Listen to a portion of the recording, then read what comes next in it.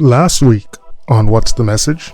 I'm super excited to welcome two friends of mine who are experts in this digital and technology space. And so for the digital natives, this is a time to check on your digital immigrants. I think that a lot of families, you have somebody who can be designated for these elderly people so they're not putting you at risk. So whether or not we like this, it's here. And it might be here, I would dare say it is here for a long time. Literally everything is online. So whether you do it at home or you do it in the store, your stuff's already out there. Being a carpenter's son and living under the motto of measure twice, cut once, I err on the side of caution. This is going to be embarrassing to a lot of people. There's plenty of people that I know who read into their online interactions and digital data an apocalyptic fear.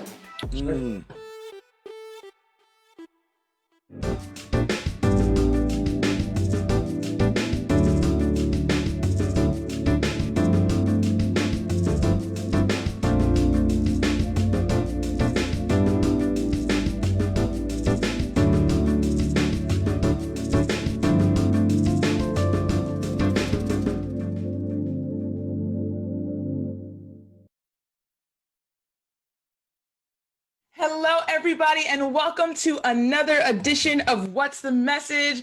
I am your host, Claudia Allen, and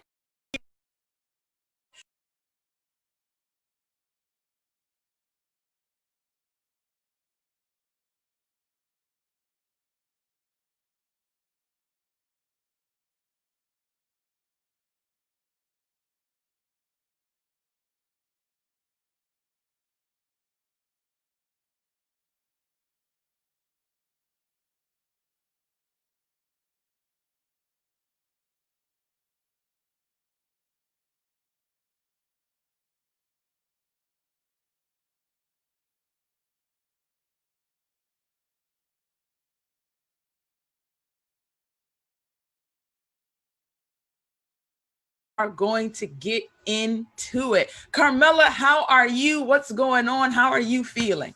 Oh, I'm feeling great. I feel like my dress is speaking a different language right now in the camera. But other than that, I'm great. This has been a great topic and a great week. We are so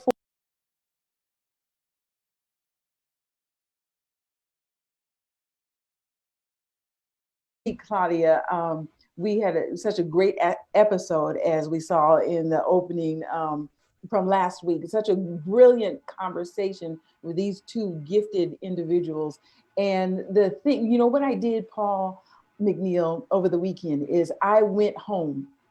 We went to see both sides of the family, my in-laws and my mom and her husband. And we went there as digital missionaries. Missionaries, there it is. To make sure, you know, Good. Mom, you have everything you need. Yeah. And so we wanted to make sure everybody had equipment. We wanted to make sure that their equipment was working. So I tried, okay? But I am not the tech. My husband is, you know, he's in IT such as you all, but you know, this is really a thing. It is. It is about how we can make sure that the communities around us. And here's the one tidbit that I feel should, you know, can drive our conversation today. I pulled this from a website called edsurge.com and the news. And so, this goes back a little ways, but I thought it was very interesting because it is the digital gap and divide is exacerbated by COVID-19. And so what we saw in the spring when every school shut down was, oh, wait a minute. Not everybody has Wi-Fi. Not everybody has any kind of connection. Not everybody has a computer or an iPad that, you know, is so ubiquitous in, you know, other communities. And so what this EdSurge article says, the digital divide, like so many issues in the US, is particularly egregious for folks of color. This is according to John King Jr., the former Secretary of Education under the Obama administration and current president and CEO of a nonprofit called Education Trust. For COVID, according to this article, Pew Research found that 25% of Black teens had been unable to do their homework because of barriers to the internet. access at Right. home, and Right. 21% had used Wi-Fi to do homework for the same reasons. That's compared to 17% and 12% respectively for all US teens. So not everybody has access. But then, to add insult to injury, the article went on to say, which was very painful for us to realize, because we had talked earlier this year about essential workers and people who are more susceptible as people of color. Yes. Mm-hmm. So now you add the lack of access and the lack of the equipment, and then you take away mom and or dad, auntie or grandma out of their home because they're an essential worker and they have to work. Now you got a widening gap for learning and access. This is what we need to talk about today. Yeah. Hook me up. Absolutely. And it's so great because I feel like that leads us right back to that initial question that we ended with, that we really wanted to start with, right? Yes. And so that is, is the digital divide a social justice issue that the church should be helping with? And if so, how? What are some ways that we can do that? And so these guys gave us really great short answers, but this episode, we really want to get into the nitty gritty and the details, particularly when we're thinking around what Carmela has just shared. I mean, these kinds of statistics and this reality is something that we really want to address. And so, guys, let us know, teach us, how can we assist with students who don't have access to the internet, or our elderly who are potentially barred from getting the kind of health care that they need during this time because they can't telehealth due to the pandemic? What's going on? I guess I would probably reiterate kind of last week we talked in a little bit around the digital missionary that Carmela was talking about, becoming digital missionaries, right? So as digital natives or as younger digital immigrants, right? We have a sense of, or we have knowledge that they don't have.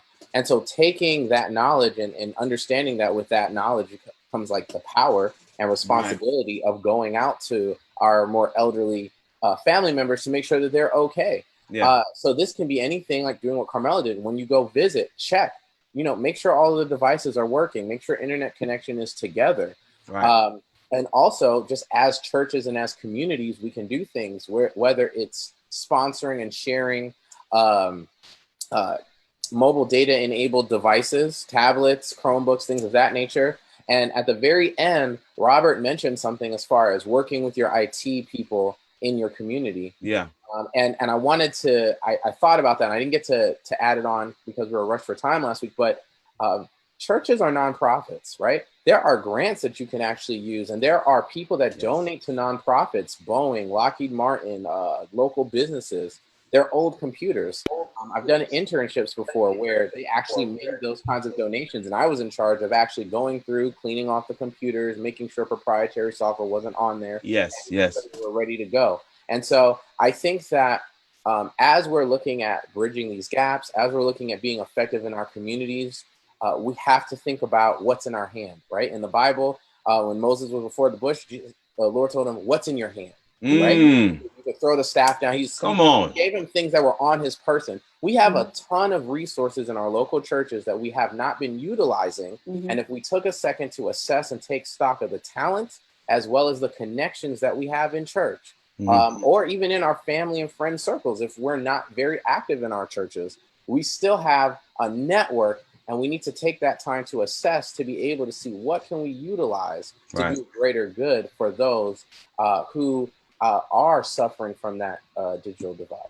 And so to piggyback right off of Dr. McNeil, there's two main things I wanted to touch on. One is the monetary aspect. A lot of people, when they think about technology, they think about how do we provide people who don't have the resources, they immediately move to money. They immediately think, okay, that's going to be very expensive. I'm not going to be able to, how much of a dent are we going to be able to put into that with what we have?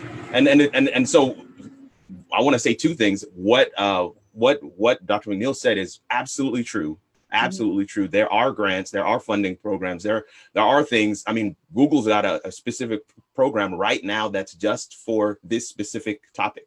for the digital divide, and specifically in neighborhoods of color, Black and brown, where they're looking to fund initiatives, whatever the initiative is, as long as you're looking to bridge that gap. So there are those funds available. But what I also want to say is, let's not be afraid of the money conversation. Let's not be afraid of, what it's going to cost. This is one of those points where it's like, we definitely need to approach it with a level of faith that if we have the intention to solve a problem that God has placed before us, that he will provide some of the resources. Now, I'm not saying that to be blind and just to be like, hey, just step out there and do it. But I do believe that if we put our minds together, if we are intentional, if we really do want to achieve this, then we can actually get there and find solutions. The other piece is, there are champions in our neighborhoods. There are champions that may not necessarily be Adventist, right? People who want to come alongside programs and initiatives like these and work with us. So we need to make use of those kinds of resources as well. If you think about the course of your week, the people that you bump into or the people that you are regularly interfacing with, they are probably decent and good people, right? They're probably people who would want to partner with a project like this. How often are you talking about these types of initiatives? You don't have to frame it and say, hey, this is something my church is doing, because that probably may not get the same impact. You say, hey, I'm working on a project with my nonprofit. You see how that shifts the entire conversation. I'm working on a project with my nonprofit. We're looking to provide laptops for underserved communities. I don't know many people who wouldn't want to be a part of that win, because that is a win. And it's not just a win for us as a church, it's a win for the entire community, that where we exist, where we live. And I think that's a part of the conversation as well, is not separating ourselves so much from the community. This is a community problem that we think the Lord has uniquely placed us there to assist in solving. But the only way you truly solve the problem is if you allow people to take the journey with you. If you give somebody a laptop, just give it to them. They may not appreciate it. But if you work with those people who don't have access and laptops and internet and all those things to find solutions to bring those things in, I guarantee they'll treat them better. I guarantee they'll appreciate them more, because they understand the journey and the process they had to go through in order to get access to those things. That's so great. One of the things that I'm also thinking right now, even as you mentioned that, is what role does education now play in technology? Because just like you're saying, it's one thing for us to either give or lend laptops, or even if we create some kind of Wi-Fi hotspot for individuals, right? And so if we take these steps, but the people that we're actively trying to serve don't actually have the knowledge on how to receive the steps that we're taking to bridge the gap and the divide for them. How do we actually educate people on how to use technology, on how to get online and be online safely? When she said safely, I figured Paul was going to dive in. I figured I dived in on that first question. I'd let you have the first shot. No, well, what I would say is, education takes on many different forms. You've got education that happens at home. You have education that happens formally in the classroom, in the schooling system. And then you have education, what they call the school of hard knocks, the life education, things that happen. But then there's another component, and that's a component of online, being exposed to tutorials and how-to videos and explainer videos on YouTube. And I think so there's I know it's like what comes first, the chicken or the egg, but you want them to get online, because even the step of getting them online gives them access to some free education. How can I set up a camera? How can I go live on Facebook or whatever? How do I do a resume? What we're talking about is kind of a twofold piece. Yes, we need to educate them in how to get there, but in the process of getting them there, you have some free resources in order to be able to get them there. Does that make sense? So I began getting a lot of questions recently. Man, how can I tweak my live stream? How can I do this or that online, especially houses of faith and nonprofit organizations across the country? How do we do this? How do we leverage these platforms? This is where everybody is. I need to get out there in the marketplace. How do we do this? Well, the first step is going to be to start doing some searches, to start trying to familiarize yourself with the terms, with the stuff that's out there that's available for you, free stuff that's out there that's available for you. And so that would be the component that I would focus on in terms of, if you are going to do some hands-on training or teaching, is to teach the people how to help themselves, how to go out and find the resources that can help them to learn how they want to do what they want to do. How do I change my oil? Here's a video. Oh, okay. And then the next time they have a question, it's like, well, let me look for the video before I ask the question. And that's what we're trying to, that's the space we would like them to be in. But of course, they do have to have access in order to do that. That's so good. So you're talking about doing, you're talking about digital empowerment, not digital charity. There we go. There you go. I like really that. Good. That's really the tweet. good. That's the tweet right there, folks. That's a tweet. Tweet it out, guys. Put the hashtag on it. Yeah. Paul, what are your thoughts? So my thoughts are really about meeting the people where they are. So I've done various levels of training, from basic for seniors to childcare providers for nonprofits, all these different kinds of things. And really, at the end of the day, you need to meet people where they are. So one of the things that I would say is, if you are at a point where you've already given access to internet to these digital immigrants who have no clue what is going on, you're able to get them. And I think maybe we could even talk about that a little bit later, like some of the different options that are there for connecting them. But if you've gotten to that point, now it's about education. You can start where they are. Give them some paper, some printouts. As Kirk said, there are free resources. So you don't even have to be a scholar. You know how to use Google for yourself, right? Go online, go to print the website as a PDF. Now you have some pages, you have some tutorials, you have some step-by-step instructions that you can hand them with that tool or resource you've just given them, so they can follow along. I think that's giving someone something in paper that's used to paper to help them transition is a huge help. Yes. I've seen that's good. It gives them something concrete and that's familiar, which allows them to be more open to learn the new thing, right? Because when you're not there, what ends up happening is this sense of fear, right? I can follow along all day, Claudia, if you start breaking down the English language, but then when you leave, can I really break that sentence down on my own?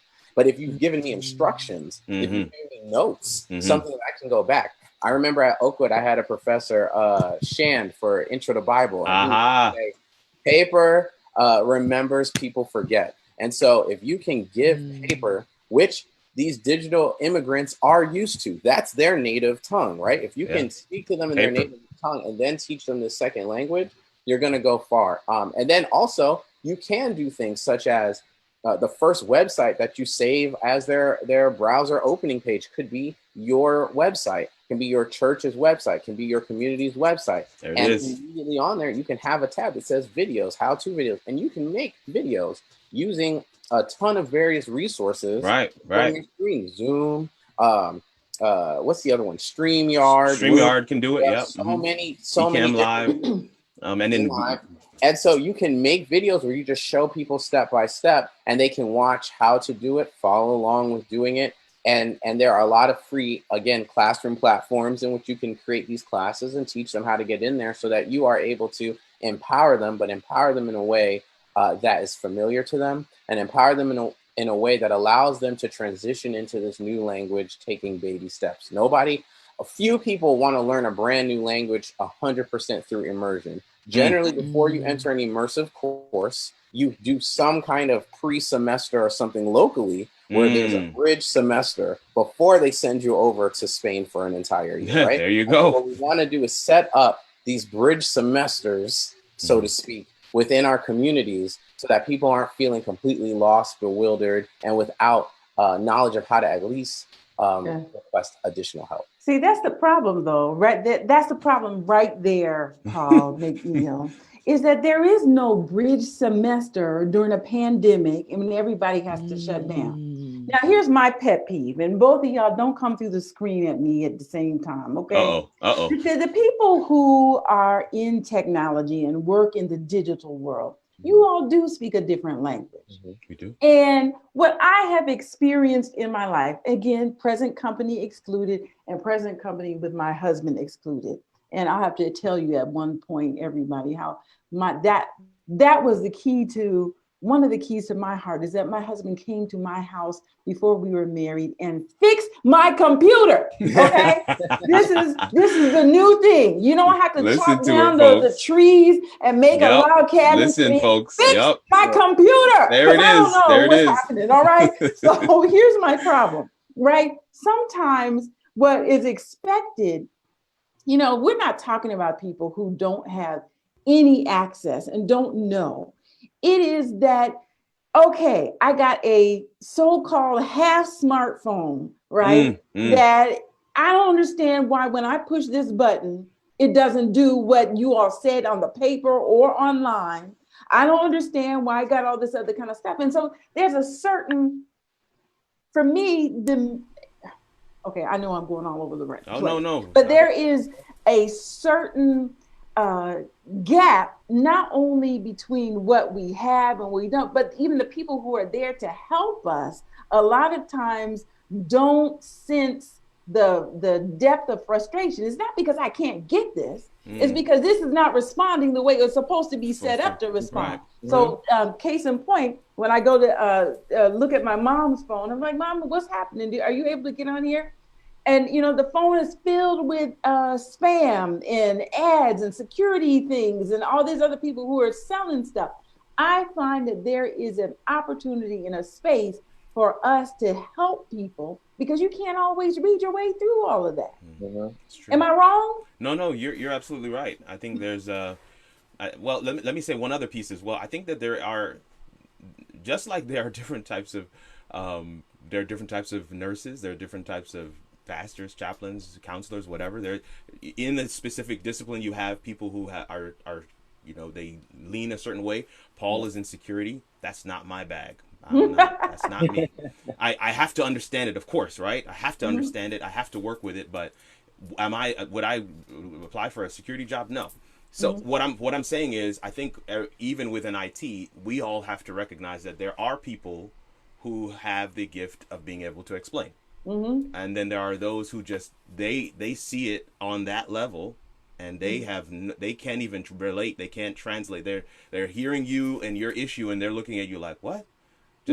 Just do this, and it doesn't compute.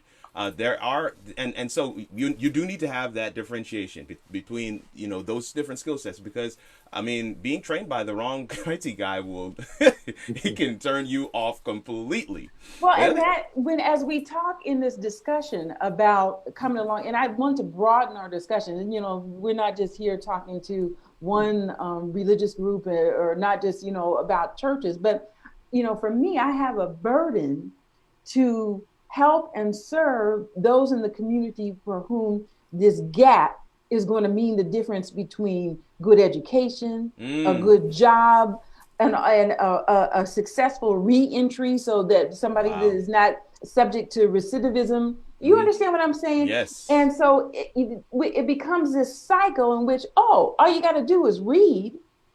But then if you don't have everything, it is a little overwhelming because the stuff doesn't always respond. You understand what I'm saying? Yeah, it doesn't. That's the dilemma with some of the technical tools, is that, you know, especially if something's wrong, it's going to behave out of character. It's going to behave out of its norm. And yeah, that is frustrating. Absolutely.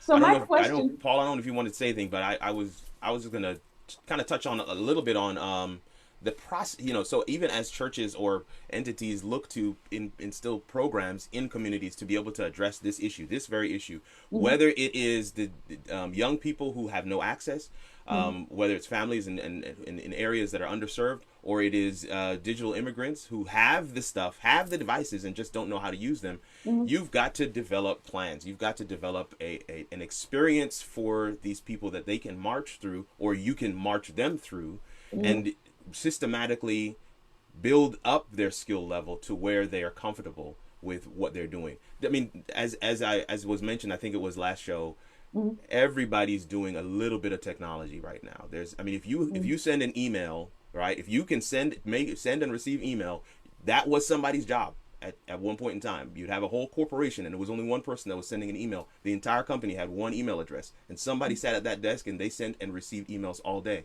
Now we do that. We all do that. And so what I'm saying is, over time, technology has been integrated more and more and more into our daily lives. But what we're seeing in this current pandemic is people are being dunked. We're not, you're not slowly easing into the water. You're being pushed off the plane. So- You're totally being dunked in. So now you're in there trying to figure out what's going on. I wasn't wet before. Now I'm totally covered head to toe. Right. So But that's I want you to tell No, us, help us, and you're probably going to answer this question for me. For me, I need a survivor's kit. All Sure. right. I don't want to talk about this in theory. I don't want to talk about. I want to go. All right, Carmela, you just got dumped in the deep end. You and your family. Here's what you need. Here's your life vest. Here's your thing. So what do I need in terms of equipment? What do I need in terms of where are the places that I'm going to go to learn the top 2 or 3 things that I need to know right now? Okay, great. So I want to address that and then kind of step back a second, come back and address that. So first I wanted to mention like we were talking about this immersion process, and I was saying like, we want to have that bridge semester, and I also mentioned making sure that we assess what's in your hand. So part of that assessment is going to be assessing skill sets for teaching, because as Kirk said, not everyone is a teacher, right? Not everyone can explain things well. Some people are just really good at doing things. So I think that if we're looking at it from the standpoint of someone who has just been dunked in and wants to survive, right? The first thing again is breathe, take a second and assess. Assessment is always a good thing to do in a new environment. So first assess, what do you have at your house? Do you already have an internet connection? If you don't, do you need to get one? Will your job pay for? Yes. The answer to that is yes. But will your job be helping you pay for it? Find out. Some people, their jobs are actually helping them to pay for home internet so they can continue to work from home, or they'll defray some of their internet costs. Okay, so you want to have that conversation with your employer first and foremost. If you live in an area where you're not able to have a high-speed broadband connection, what you're going to want to look for is a hotspot. Okay, you're going to want to purchase one. There's the Verizon has this thing called the Jetpack. It allows up to 15 devices to be connected to the internet with a Wi-Fi connection. Okay, you can have a password encrypted. It also has a guest mode, and we're getting into security. The next thing that you want, once you have this internet connection, you're going to want to have a conversation with someone, or you want to go on Google, go on YouTube and search how to secure my home Wi-Fi or how to secure my mobile hotspot. Come on, Paul. You want to make sure that you're not just open to every and anybody. Now, it's great, and we talked about last week sharing, and this is something you can do. You can share internet with your neighbors. You might have 2 or 3 neighbors that live close to you. If you're in an apartment complex on either side, you may all pitch in together to pay for one Wi-Fi service. Also fine if you trust them like that. But if you don't, you want to make sure that you're safe, and you want to make sure that you're helping or giving access and upload download speed to the people that you want to have upload download speed. Just because we are in a pandemic doesn't mean that people aren't still nefarious. So you want to make sure that you're 100% safe. So you want to secure it. You might want to do something where you have a family network, and then you allocate a certain portion of your internet for guests, and you can tell everybody they can just jump on, but understand what those security implications are. How, again, YouTube is a great avenue for that. You can always contact me. You can contact someone like Kirk. I just shameless plug. Yeah, but if you don't know where to contact him, just look on his screen there. Okay, go ahead. Well, these are for different things, but we'll talk at the end. Those are actually not for. So one of the things I do for my business is work with people who have home internet connections that they want to keep secure, and we do that for them remotely. But that's not what those are about. These are more of our COVID response type stuff. Yeah. Well, one quick point Sure. that you mentioned earlier was that providing internet access. One of the things people don't realize is Comcast does offer free or low-cost service for lower-income families. So you should also look into that if you can't afford a lot. And that's also something good for churches to look into when they're looking to serve in those communities, is to look into those kinds of resources and platforms and programs that companies like Comcast and others have. So yeah, that's a good point. For sure. I think, go ahead. I got lots of questions for you all today. Go ahead. Go ahead and finish, Paul. You were finishing on security. I wanted to want to go there, but after you finish, go ahead. Sure. So that's the security standpoint. But when we're talking about being effective, and this kind of is where I was kind of going to go next. I know I kind of got rambly. I apologize. I get excited about this stuff. But in our community organizations, churches, whatever the group or collective is, when we talk about assessing and identifying who great teachers are, we also need to understand and assess who great helpers are. It's not hard to set up a hotline at your community organization or church where you just have some digital natives, some young people who answer the phone and they know that they're going to be walking people through various steps. Mm-hmm. And sometimes it's just a matter of walking people through. And I'll use this example and then I'll let someone else talk. My mom was an audiologist for years.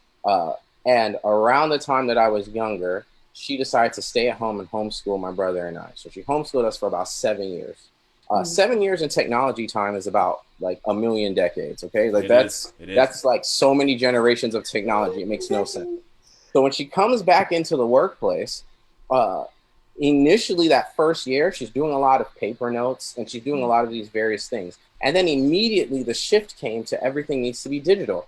Take all of your notes on your iPhone and just email us the notes spreadsheet. We've got a little script that will put it in the database for you so you're not keeping all kinds of paper. Well, my mom, for the last 7 years, if she had a tech problem, I did it, my brother did it, my dad would do it. And so now she is forced to leapfrog into the future, so to speak. And one of the things that happened there was just walking her through it. Even with the paper materials, even with the courses, there's going to be a time when sometimes someone may know how to do it, may have all of the resources, but the confidence isn't there. And there's nothing like having someone there to hold your hand. And so being available or setting up some kind of hotline, setting up a key number of phone numbers, it could be as simple as buying a lot of prepaid phones and saying, hey, we're going to hand this off to certain people during these hours each day, if that's how you want to do it. Or you can go to GoDaddy and get a number, right? It's $10 a month. You can have a hotline number. It allows you to have unlimited calls and unlimited text messaging, $9.99 a month. And so there are things that we can do practically to be able to provide that support and be able to walk people through not only the usage, but also the safety and security. Yeah. And that's what I'm seeing. In my mind, I am visioning the nonprofit match to Geek Squad. You know what I mean?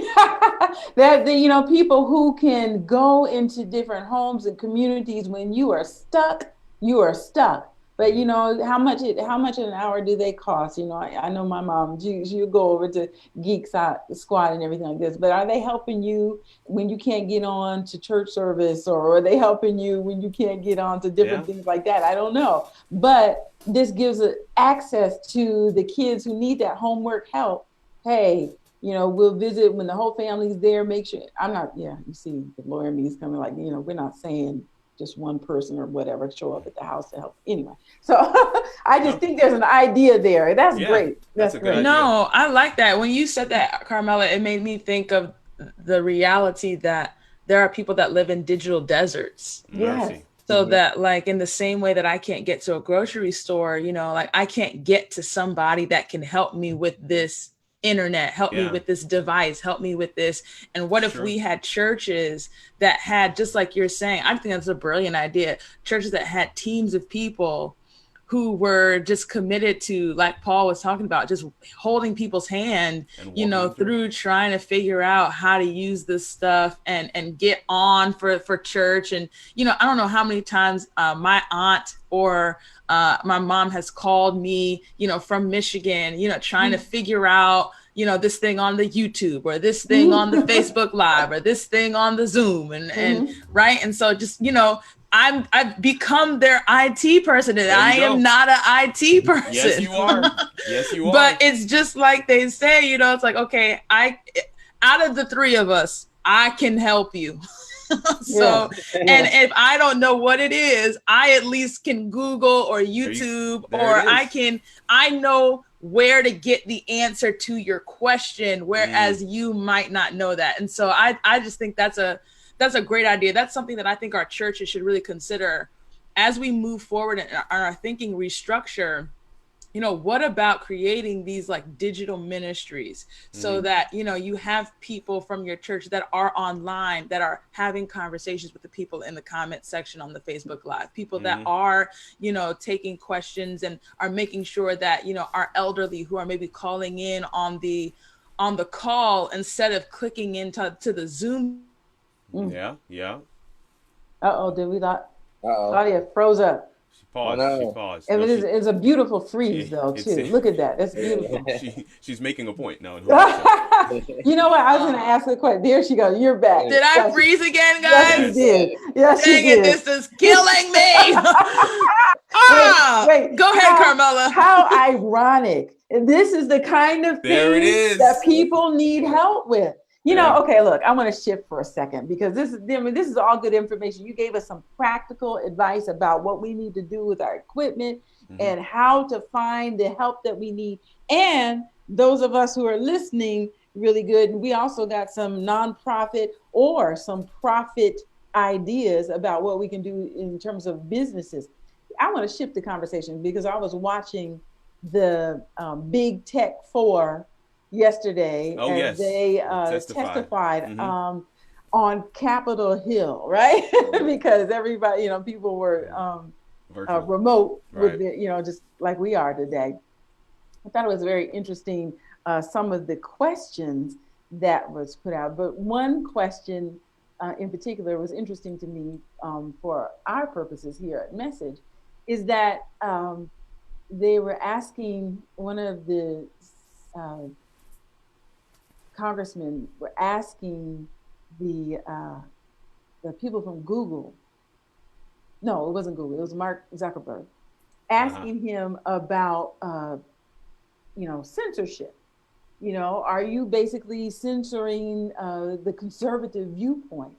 You're taking down people's accounts. You're taking down different things. And Mark Zuckerberg is like, no, you're not doing so. Well, you took down Donald Trump's son as he was putting out this information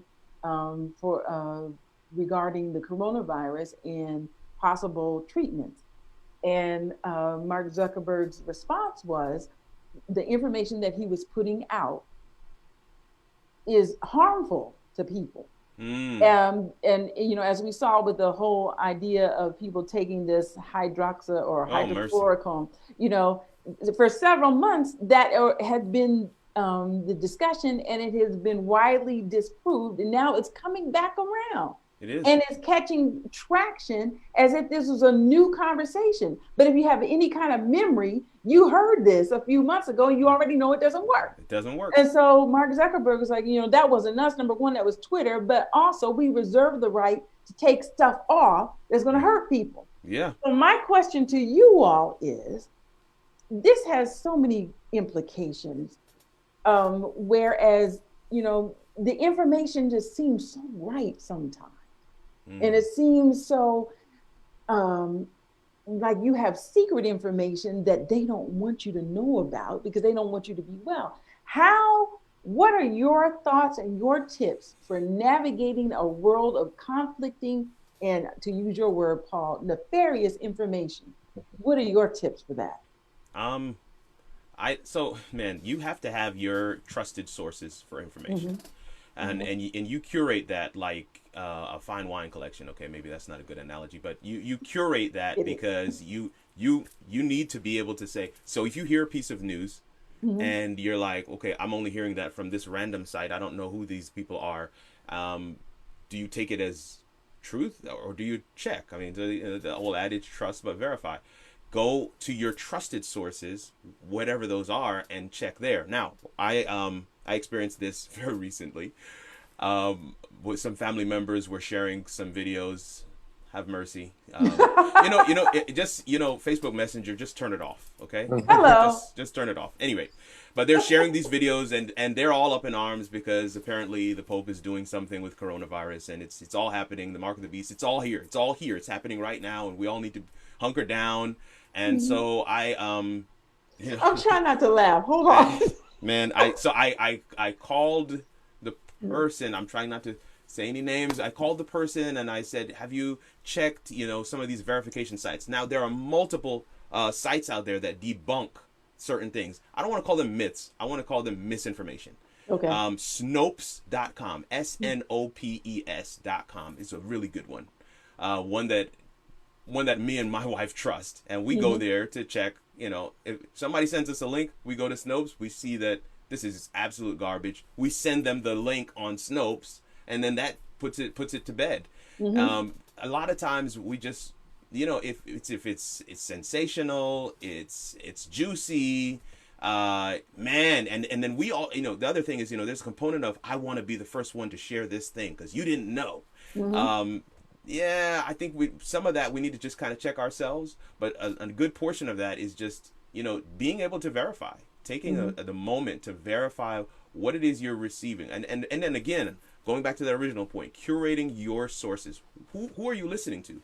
Where do you get your information and your news from? You should probably get it from Message Magazine. Hope in the headline. Is that good? Is that good? Does that work, folks? But yeah, you got to curate where your sources are coming from. I mean, because some of it is even given with a certain lean, a certain opinion. They're giving you the news, but they're giving it from their slant. And it's everything is just very nuanced. It's slight. And those are actually worse than the absolute false claims that people put out there.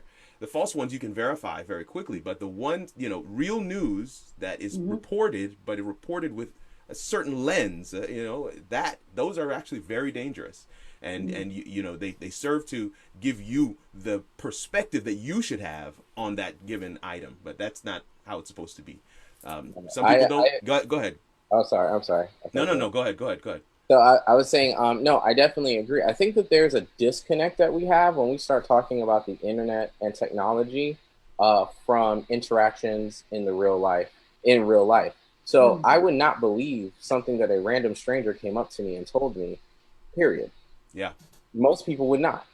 And so you need to have that same approach to information that you find on the internet. Does it give you access to more information at a moment at your fingertips? Sure, it does. Not even fingertips, at a request from your Alexa with your voice. Yep. But we have to have the same process of filtering applies. Now, the methodologies that you use to do it in this technical space and in this digital space may change, right? Before, if someone just walks up to me, and Claudia tells me something, but I don't know Claudia, I might turn to Kirk and be like, hey, you know her? Is this a credible source? Is this whose man's is this? Yeah, there you go. And so you have to have the same kind of discretion and when it comes to what you believe online. So that comes down to things like understanding whether or not using a site like Snope or understanding whether or not, that's a secure site that you're getting. Is this CNN's actual site or is it a knockoff? Something else, right? CNN in the title. How do you know that you trust CNN? You might be a Fox and Friends person. There you go. All of these things, really what it comes down to, like Kirk said, is applying similar logic, applying the similar processes that you have in the physical world to the digital world. Common sense doesn't go away because it's got an internet connection. No, mercy. That's so the tweet good. right there too. I mean, the thing that I was thinking as well, guys, is, when I teach writing, you need to cite credible sources, right? And so we have to go through multiple lessons on what are credible sources, what are scholarly sources, right? And the difference between those. And so I often see on social media this practice of I just am reading the title. And so the sensationalized title of the article or the video is enough information. So if it says hydroxychloroquine and zinc cures COVID-19, share. Y'all, there's a cure for COVID-19. And you didn't see who published it. You didn't see who wrote it. You didn't check the date. I mean, I don't know how many times I have seen people share, y'all, Prince is dead. Yeah, he's been dead. Yeah. For a few years. I need you to check the Okay. Oh, So when it comes to written articles, people have a tendency to look at the title only. They don't even open it to check the date. They don't look at the author. They don't look at who published it. And when it comes to videos, it's oftentimes the same thing. So I'm not looking at who made the video, who shared the video, why is the video viral, right? So when we think about this video that just recently kind of went viral and then ended up kind of getting retracted off social media, right, of these doctors, one of which who did not know what the H in NIH stood for, this individual, right, is sharing a lot of information. But what I find fascinating, right, is that we're all, or not all of us, but a large number of people were receiving this, not realizing that this is not being streamed on The Hill. It's not being streamed on CNN. It's not being streamed on Fox, not being streamed on any local news channels, right? So if this is breaking news from a series of several doctors and scientists, then any major outlet would be recording or streaming or something of this nature to this message. The fact that it's this kind of a backdoor, sideways social media sneak-in video should be or can be an alert to you or a warning to you that maybe this is not something that can be trusted. Now, what ends up happening is what Carmela says, or what she said before, is that it comes across as though this is some secret information that the government does want you to know about. And so they're doing us a favor. And that, I think that's a social, some social conditioning that we've got to unlearn. And we've got to get back to what all of you have been talking. Right. It's a natural pause there. That's a good. Once again. But what I was going to share, just on piggybacking on what she's saying, is, you know, in our faith community, I'm frozen again, aren't I? You are unfrozen now. Okay. But in our faith community, in our faith tradition, we believe we have, you know, kind of the keys to certain secrets, and so. In certain circles in our community, we actually pride ourselves on knowing a bit more than anyone else knows, or we have better insight, or we have the gems, we have the crown jewels, if you will. And so that kind of has created an atmosphere where we want to know the secret things before they're known. And so, oh man, when that juicy thing is shared, it's like, oh well, here it is. I'm the one that gets to share this because I know it first. But it's still, I mean, you can still know it first and verify. I mean, it's just, there's nothing wrong with checking to make sure that the information is actually sound. And again, those things that you do in real life, they still apply. In your digital life, they still apply. It's good digital citizenship means basically carrying out your life the way you would if you were standing beside the person. Don't, you know, anyway, that's a whole nother conversation, but making sure that you don't put on a persona for online. You take your real self into the digital space and you carry yourself in a way that your mom or your grandma would be proud of. So I love the idea here. What we're talking about actually is discipline.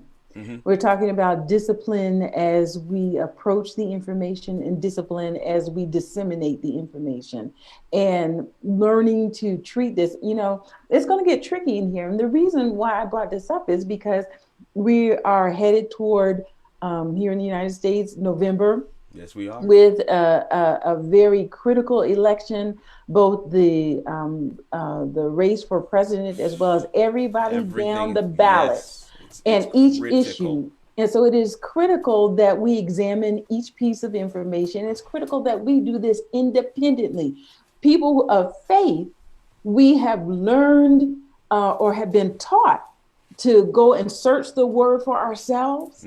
We've been taught to compare passage against other passages and looking for the themes and the consistency. This is the same thing that needs to happen. And I believe people of faith who were weird like I, you know, and as well as you all, in that we, you know, it is more critical now to not feel that you have to call the news every, you know, it's not I don't think God gave us as people of faith the task to be newscasters.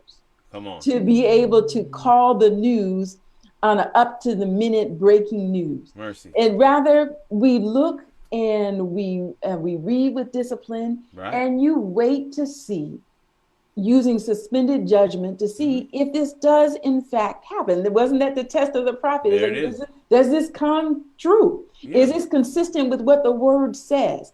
And so these are some of the ideas that we should take into our interaction in our dealing, because every time we put stuff out there, this is us promoting these ideas. This is us endorsing these ideas. And you never know when you make the retraction, who missed that retraction, and they over there trying to get some hydrochloroquine. You know what I'm saying? You just don't know. You don't know. But anyway, I appreciate that whole idea of, this is not somebody that you know, then you need to check on.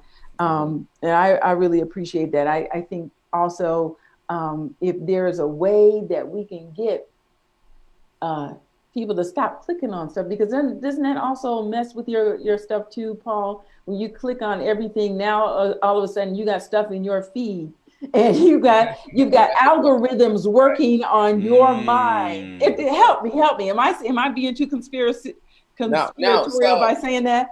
A lot of these websites, there are algorithms, because the goal of Facebook and a lot of these social media platforms is to keep you on their site longer, right? And then also to give you information about things that you like. So when you click on all the links, like and share, what you're basically telling the Facebook algorithm is, I like this type of material. I like these sources. You're, by sharing, by liking, by clicking through on various videos and links and things of that nature, you're informing Facebook that you think that these are credible sources. You're vouching, in the scenario I used earlier, you're vouching for Claudia now, every time you're clicking and sharing. So as you vouch for Claudia, then what the algorithm says is, whenever Claudia shares something, you want to know about it. And you're going to take it at face value. You believe that Claudia makes sense. So if Claudia comes out now and says, hey, the sky's purple every day, it's going to show you that. And so as you click that, you become more susceptible to getting more additional false information, whether it's from Claudia or it's from someone who's associated with Claudia. Because the other thing they'll do is say, well, because you believe Claudia, you'll also believe her best friend Carmela and whatever Carmela says. Here you go. So a lot of times when we're getting a lot of misinformation in our feeds, it's because we've been running around liking things probably that have a slant towards misinformation. And we can't fully blame the algorithm for that, because it's our doing. But you can go in, and I believe there's a way in Facebook where you can like delete preferences or refresh settings and things of that nature, so that you can kind of almost start from scratch, from square one, and clear things up. So there is a method for you to do it. But yes, each time you share and click through links and things of that nature, you're telling Facebook, I believe in this source. I want more information like this on this topic. Absolutely.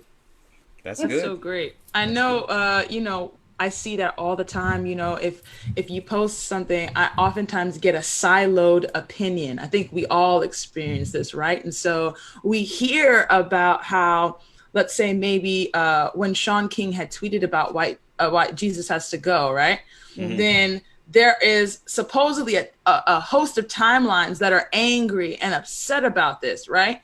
But if I do not hold that worldview, then me and every single one of my friends are only posting, Sean King is right. White Jesus is bad. I never thought Jesus was white. It's all the same thing. And so I think that we oftentimes have this illusion that on social media, we're getting a plethora mixed view of idea, and you're not. So because of just how Paul explained it, what we're getting is a silo of information that you more than likely already agree with based on your click patterns. Now we are coming to the very end, guys.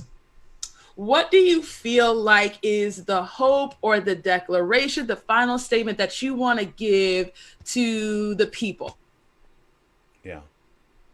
I would say that my final declaration would be, one, that there's hope. I know hope in the headline.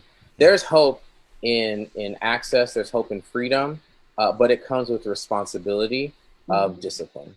I think that if we can remember that, as empowering as it is to have access to a ton of information, to have access to a lot of resources, we have to have that discipline to learn it, to learn, to educate ourselves, the discipline to protect ourselves, and the discipline to protect others by what we share. Awesome.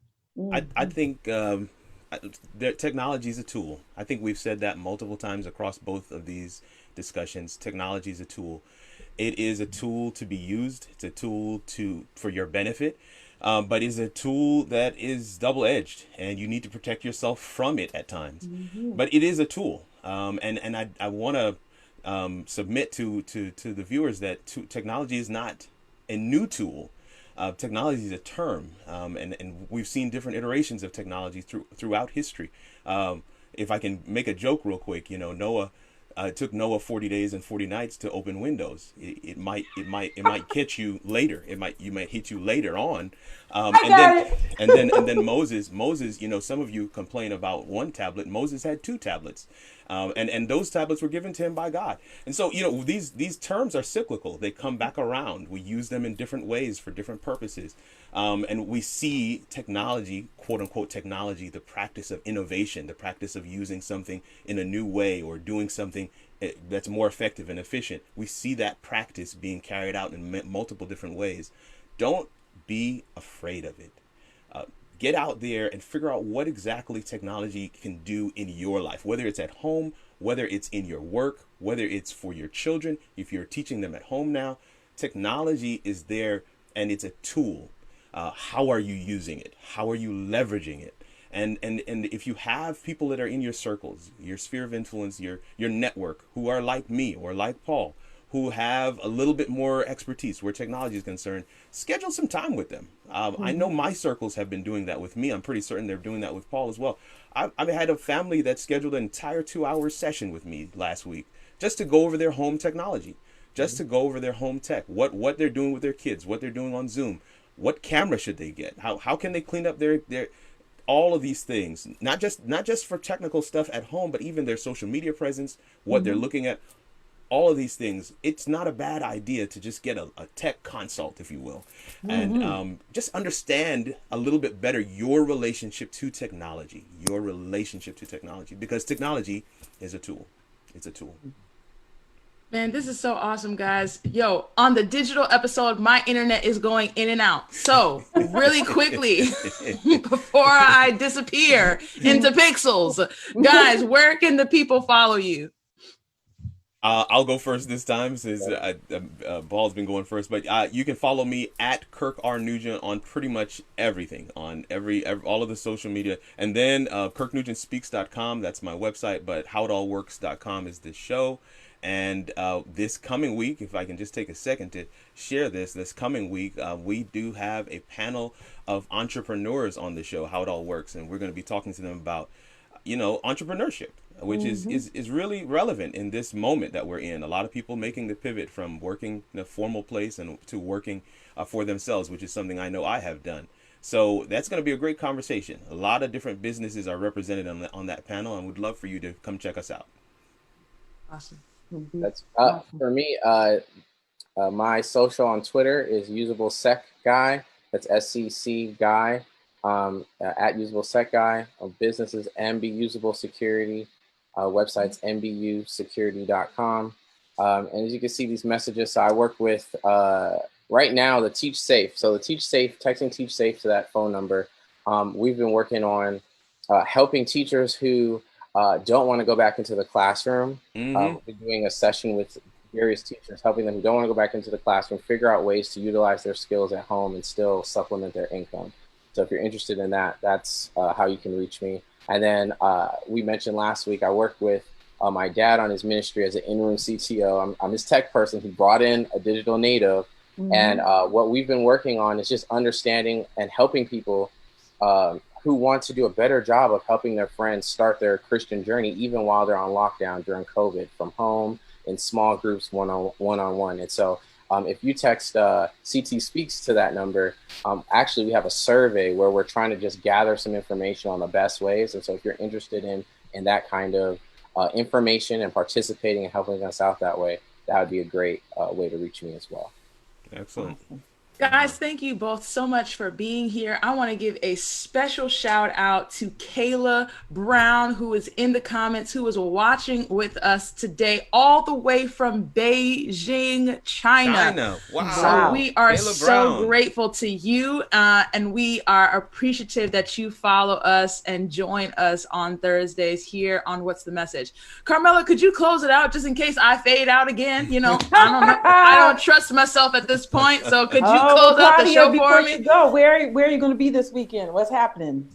Man, tomorrow I'm preaching in South Africa virtually on a program called Crossover, the Bridge to Grace. And then on Saturday afternoon, I will be at Kansas Ave with Dr. Keith Ainsworth Morris. Nice. And we will be on a panel discussing justice theology. That's at 4 p.m. Pacific time, 6 p.m. Eastern time. Excellent. So that's where I'll be this weekend. Stellar lineup, including our own Claudia Allen, who is such a blessing to us here at Message. Amen. As always, come to messagemagazine.com, where our whole goal is to uplift us in the community, in the empowerment, in the recreation from God, the Creator, in Him and only Him. You can go also to not just our website, you can sign up for our newsletter there. And we come to you every week in your inbox that you can share with the digital immigrants in your community. There you go. You can follow us online on Facebook, Message Magazine, Instagram, message at Message 1898, as well as Twitter at Message 1898. Great. We'll be here this time next week. You need to give us a little message about what you want to talk about. Yeah. We'd love to hear from you. Thank you for everybody who followed us. Thank you for everybody who chimed in today. We'll see you again next week. Claudia, I think the one other thing that we have to remember, our behavior is definitely influenced or impacted by, I'm a seventh day Adventist. And we know that We're excited that with the powers of Zoom and the like, we can still the eating of certain animals. headlines. I am your host, Claudia Allen. This is my chief executive, right?